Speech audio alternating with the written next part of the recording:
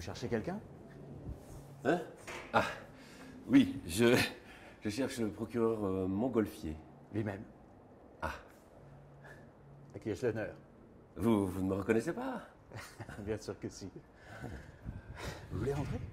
Oui, avec plaisir. Vous êtes sûr? Bah oui. Je vous laisse fermer la porte. Hein. Ouais.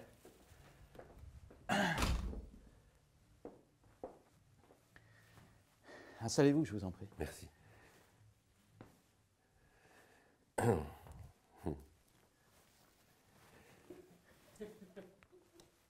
Je me mets à l'aise, hein. Il est sympathique, votre bureau. La sobriété, la solennité de la justice. Je ne l'aurais pas mieux dit.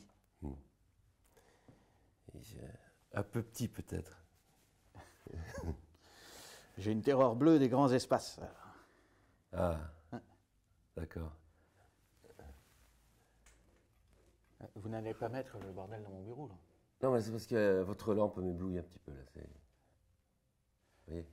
J'ai l'habitude de travailler à l'ombre, à côté de grands espaces éclairés. Ah, ouais. D'accord, ok. Bon, j'aurais voulu venir un peu plus tôt, à une heure moins tardive, mais j'étais... L'heure me préoccupe moins que le motif. Je m'attendais à beaucoup de choses aujourd'hui. Des enfants abusés, des maris violents, des ivrognes ramassés au coin des rues, je ne sais quelle autre affaire sordide. Mais pas la visite d'un ancien ministre qu'on a davantage l'habitude de voir à la télévision. Maintenant, vous êtes dans la confidence. Vous voyez que je suis beaucoup moins gros en vrai. Hein? Je me souviens de vous, plus jeune, réussir. Oui. C'était le nom de votre émission, c'est ça? Non, non, non. Réussir, c'était le nom de mon bouquin. Mon émission s'appelait Réussite. Vous aviez de l'allure, en tout cas. Hein? Ah, merci. Mais pourquoi vous dites ça? Je l'ai perdu. Ce n'est pas à moi d'en juger. Pourtant, c'est votre métier, non? Je ne suis que la voix de la raison dans un monde déraisonnable. Ah, d'accord. Vous savez ce que veut dire procureur en latin? Non? Ah. Dites-moi. Celui qui se soucie des autres et qui donc oppose ce souci à ceux qui n'en ont pas eu cure. C'est du moins mon interprétation. Vous êtes un homme généreux, quoi. Non, je ne dirais pas ça comme ça, non. Ah, vous le diriez comment? Je ne m'imaginais pas avoir ce genre de conversation avec vous. Ah, pourtant, c'est le genre de conversation qui me passionne. Ah, votre habitude des tribunaux, peut-être. Non, non. Mon amitié avec le ministre de la Justice. Vous le connaissez? Oh, comme un procureur le connaît. Pourtant, il m'a dit beaucoup de bien de vous. Ah. Oui, oui. Ouais. Je parlais pas forcément de lui, hein. Non, mais il avait l'air sincère, hein, je vous assure. Mais dites-moi, ce n'est pas pour parler de mon bureau ou du ministre de la Justice que vous vouliez me voir, n'est-ce pas? Non, non. Je suis venu vous parler d'un ami. Ah, un ami, encore un. Oui. Non, mais là, c'est un vrai ami. Il s'agit du directeur général de l'Olympique de Marseille. Jean-Pierre Bernès. Jean-Pierre Bernès. Oui. Ah oui, ce nom me dit quelque chose, attendez. Oui, forcément. Vous l'avez convoqué... Mais oui. L'affaire du match Valenciennes-Marseille. Voilà, exactement. Ok. Vous connaissez un peu le dossier ou Je veux bien que vous me rafraîchissiez la mémoire. Ouais, voilà, ok. D'accord. Vous êtes quand même au courant qu'on a gagné la finale de la Coupe d'Europe, quand même. Ah, bah oui. Ah. Ça aurait été difficile de passer à côté d'une telle information. Ben, Donc, mon directeur général... Jean-Pierre Bernès. Bernès, voilà. Bernès. 2 petites secondes, je prends des notes. Oui, allez-y, allez-y. Il est tard, hein. Oui. Jean-Pierre Bernès. Bernès. Ouais. Oui, donc Jean-Pierre Bernès me prévient que la Ligue a porté plainte contre l'OM suite aux accusations d'un joueur de Valenciennes. Glassman. Jacques Glassman. Glassman. Oui, Glassman. Alors, selon Glassman, Bernès l'aurait appelé pour lui proposer une certaine somme d'argent, en échange de quoi il devait lever le pied lors de la rencontre Valenciennes-Marseille.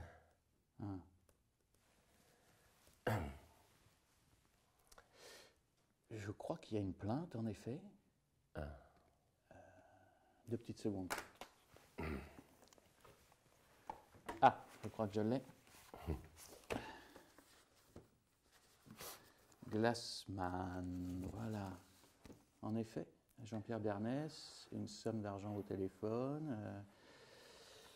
Ça commence à me revenir. Ouais. Bon, d'accord. Alors, je vais vous la faire courte, hein, parce que là, il commence à se faire un peu tard. Ah. Donc, Cuencas. Cuencas. Cuencas, c'est le président du club de Valenciennes. Ah oui, bien sûr. Oui. Voilà, donc... Bon, Cuencas, je ne sais pas s'il a été enfant de cœur, mais en tout cas, il ne doit pas en rester grand-chose. Hein. À mon avis, vous devez avoir un dossier épais comme ça dans vos services. Vous ferez votre petite enquête. Hein. Okay. Donc, Cuencas, il est à la gorge avec son club. Franchement, il tuerait père et mère pour ne pas être relégué en D2. En D2 ? En division 2, en deuxième division. Ah oui, je savais bien que ça me disait quelque chose. Voilà. Et donc ? Mais donc, c'est Cuencas qui a appelé Bernès, et pas l'inverse, vous voyez, pour acheter l'OM. Mais la Ligue en a profité pour nous mettre ça sur le dos. Vous voyez, le président de la Ligue, il veut nous faire la peau, et ça depuis longtemps. En plus, c'est pas difficile de mettre ça sur le dos de Bernès, hein, puisqu'il a été impliqué dans des histoires de corruption là, lorsqu'il était à Bordeaux. Je vous raconte pas, il suffit juste de monter la mayonnaise. Et après, vous voyez les titres dans les journaux, hein. L'Olympique de Marseille qui essaie de corrompre le petit club relégable du nord de la France. Allez, franchement, soyez sérieux, il n'y a aucune raison que Marseille fasse ça, quoi. Marseille ne truquerait jamais un match contre Valenciennes. Oui. Non, mais c'est comme si Gourminet avait peur de Titi, quoi. Titi l'emporte toujours sur Gourminet. Oui, souvent, oui, mais... Oui. C'est pas le problème, c'est un exemple, hein. Vous voyez ce que je veux dire? Marseille est beaucoup plus fort, voilà, c'est tout. Il n'y a pas photo. De toute façon, le président de la Ligue, là, hein, il veut me faire la peau depuis longtemps, parce que voilà, moi aussi j'ai balancé sur des histoires de corruption, puis vous savez que je brigue la mairie de Marseille, hein, tout le monde est au courant, voilà. Donc je vous raconte pas ce qu'on raconte sur mon dos à la capitale. Hein. Franchement, toutes les occasions sont bonnes pour me salir, pour me foutre de la merde. Excusez-moi, monsieur le ministre, mais je comprends que ce sujet vous passionne et vous scandalise, mais si vous pouviez aller un peu moins vite. Pardon. Donc, vous affirmez que c'est Valenciennes qui a voulu corrompre l'OM. Voilà, c'est ça. Mais vous avez des preuves? C'est-à-dire? Si vous dites ça, c'est que vous en avez la preuve. Non, mais écoutez, dans les affaires de corruption, on laisse rarement un chèque avec son nom dessus. Oui, j'imagine bien. Ouais. Voilà, écoutez, si je vous le dis, c'est que c'est vrai, c'est tout. Oui, évidemment. Très bien. Oui. D'accord. Vous admettrez quand même que ça n'exclut pas le fait que Jean-Pierre Bernès ait pu approcher des joueurs de Valenciennes et y soit parvenu. Ouais, mais là, ce serait une sacrée coïncidence, hein? Ah, oui. Oui. J'ai connu des coïncidences plus troublantes dans les tribunaux où j'ai exercé. Hein. Ouais, j'imagine bien, mais franchement, quel intérêt est-ce que Bernays aurait à faire ça? J'en sais rien. Attention, hein. Ce sont quand même des accusations graves. Hein. Bah, j'accuse pas. Ouais. Je réfléchis. Il faudrait réfléchir encore un petit peu plus, hein, parce que là... Marseille a de meilleurs arguments financiers que le petit club de Valenciennes, je pense. Oui, et donc, Marseille aurait moins de mal à convaincre des joueurs de Valenciennes que l'inverse. C'est économique, c'est même mathématique. Oui, voilà, okay, ça va, d'accord, ok. C'est peut-être économique ou mathématique, mais franchement, je vois toujours pas l'intérêt. Vous y connaissez vraiment rien en foot, en fait. Hein? Ah, oui, au sport en général. Voilà. Malheureusement. Ouais. Je vois bien ça, carton rouge. Hein. Écoutez, je vais vous la faire simple. Hein. Voilà. Dans le foot, un club de premier ordre comme Marseille, il n'a pas besoin d'acheter le dernier du championnat hein, pour gagner. C'est évident. Hein. On n'a pas les mêmes effectifs, on n'a pas le même budget, on n'a pas les mêmes talents. Hein. Ouais. Regardez, vous pouvez jouer 500 fois le même match sur 500 terrains différents, et c'est 500 fois Marseille qui va l'emporter. C'est comme ça. Tant que Marseille joue son jeu, et que Valenciennes joue le sien. Hein. C'est ni économique, ni mathématique, c'est tout simplement sportif. Je ne vois pas quoi redire à ça. Dans l'ordre des choses. Voilà.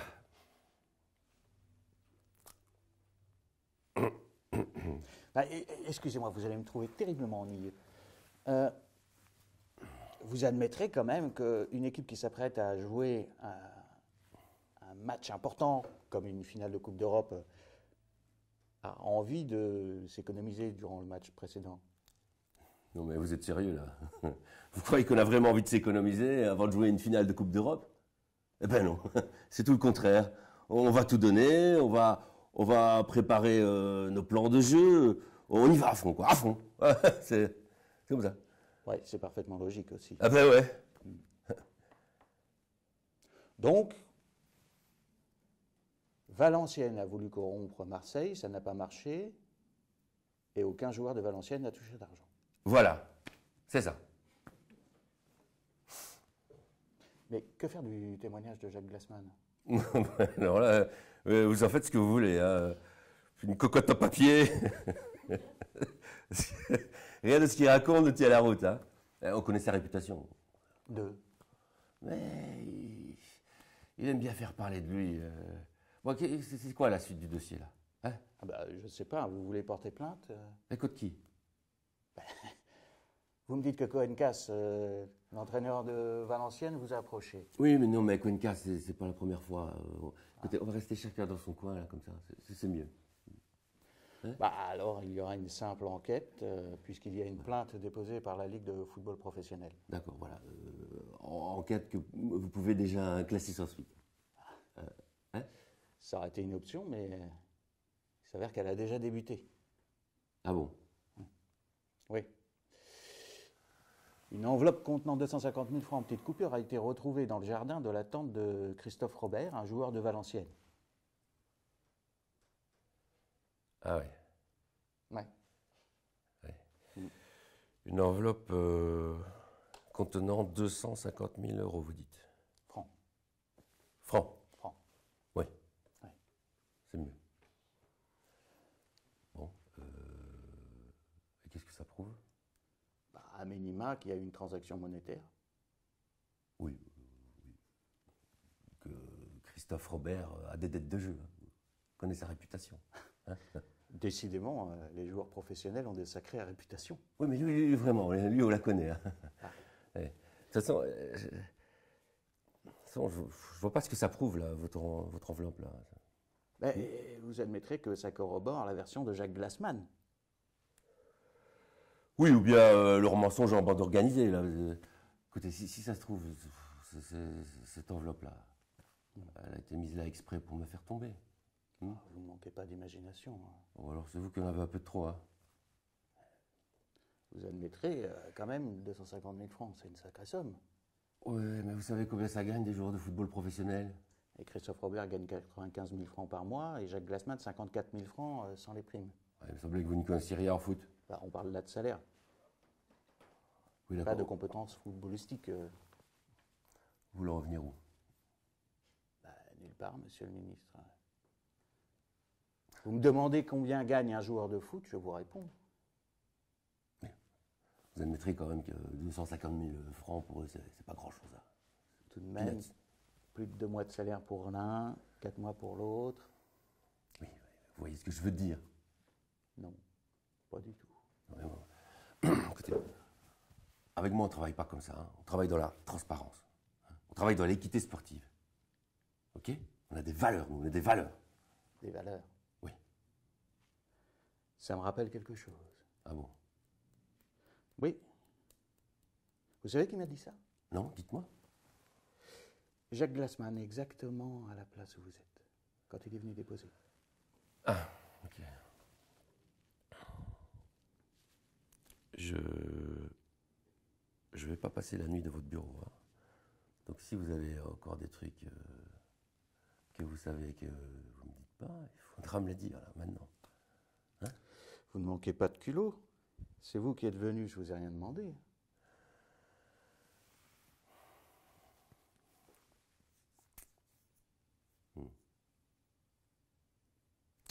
Bon alors, vous avez vu Glassman? Tout à fait. Ok. Je savais pas qu'il tiendrait le mensonge aussi loin, celui-là. Peut-être tout simplement parce qu'il dit la vérité. Oui. Donc, c'est sa parole contre la nôtre, quoi. Exactement. Plus l'enveloppe qu'on a retrouvée chez la tante de Christophe Robert. Allez, vous avez vu Glassman? Vous avez vu sa dégaine? Hein? Dans 2 ans, il prend sa retraite.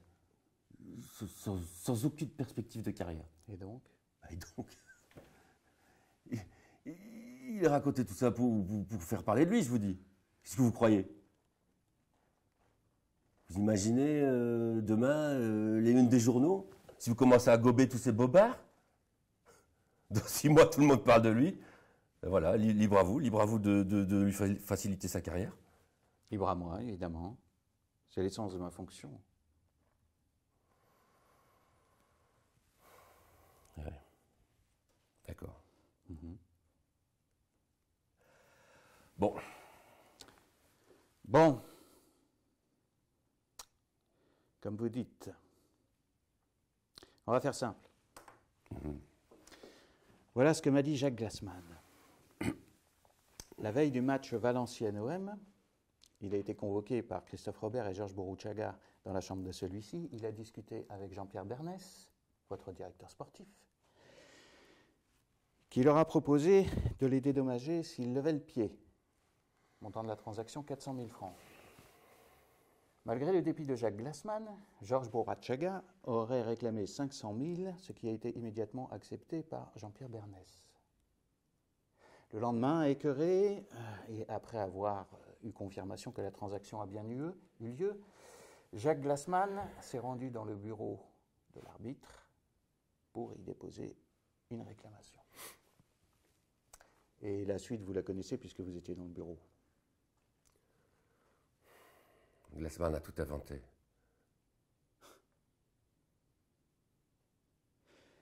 Christophe Robert a témoigné et avoué, ici même, il y a 3 jours. Vous êtes bien foutu de ma gueule. Hein. Dire que vous m'aviez dit que vous ne connaissiez pas bien le dossier. J'ai peut-être un peu exagéré. Vous êtes un fouille-merde, vous. Hein, qui a envie de son petit quart d'heure de gloire. Qui a peut-être envie de se faire un ministre. Vous n'avez pas tant d'importance à mes yeux. Vous êtes venu pour savoir où en était l'enquête. Je ne faisais que vous répondre, mais le fait que vous soyez ici, voyez-vous, m'incite à penser que vous n'êtes pas étranger à toute cette affaire. Et vous croyez que vous me faites peur? Qu'est-ce qui vous fait croire ça? Moi aussi, je peux vous briser. Vous croyez intouchable? Je ne sais pas lequel de nous deux, en ce moment précis, se sent intouchable.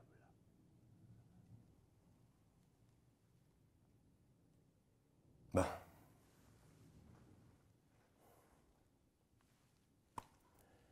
On est deux personnes raisonnables. Vous savez ce qu'on va faire? Moi, je vais sortir de ce bureau. On va faire comme si on s'était jamais vu. Et on oublie tout ce qu'on a dit. Et si vous voulez absolument faire du bien à la société, eh bien moi, je peux vous balancer un tas de noms de gens qui ont corrompu. J'en ai tout un tas de dossiers. Mais enfin, vous n'avez plus 4 ans. Hein. Vous croyez que vous venez ici, on papote, et puis j'efface l'ardoise? Après avoir noté le nom de vos petits camarades qui ont fait des bêtises dans la cour de récréation? Vous êtes dans le bureau d'un procureur de la République. Je pourrais très bien vous poursuivre pour subornation de magistrat. Vous avez des responsabilités, monsieur le ministre, non seulement en tant que directeur de club de football, mais aussi en tant qu'ancien ministre de la République, et aussi dans la vie.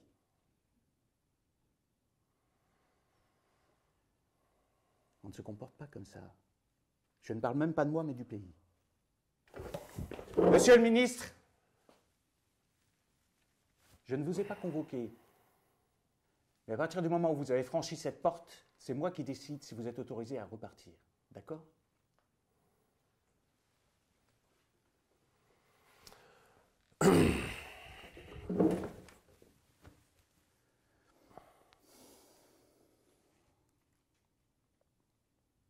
Vous pensez que ça n'existe pas, les personnes qui n'acceptent pas l'argent?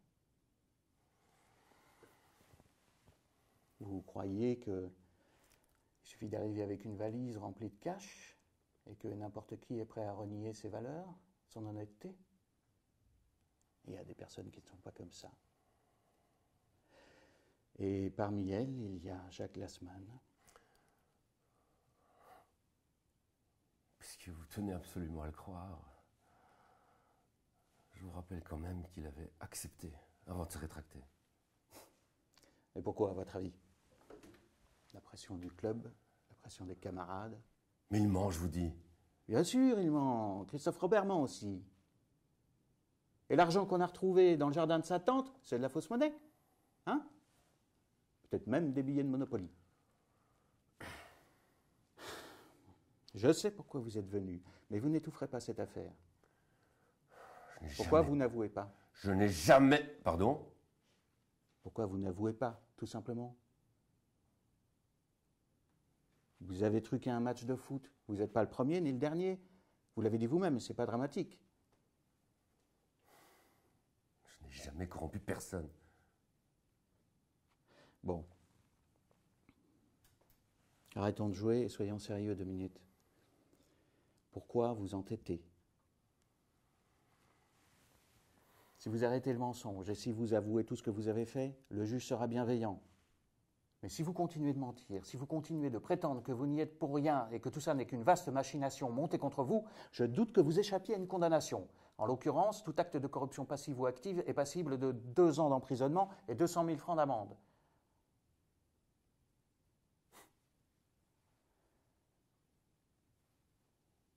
De la prison ferme.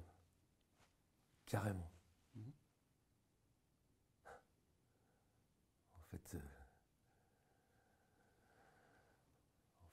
vous m'aviez déjà condamné avant que je franchisse le pas de cette porte. Hein. Je vous ai laissé le choix. Je vous ai demandé si vous vouliez entrer. C'est vous qui avez fait ce choix, pas moi. Si j'avais su, je serais tombé sur vous. Vous n'êtes pas tombé sur moi, vous êtes tombé sur la justice.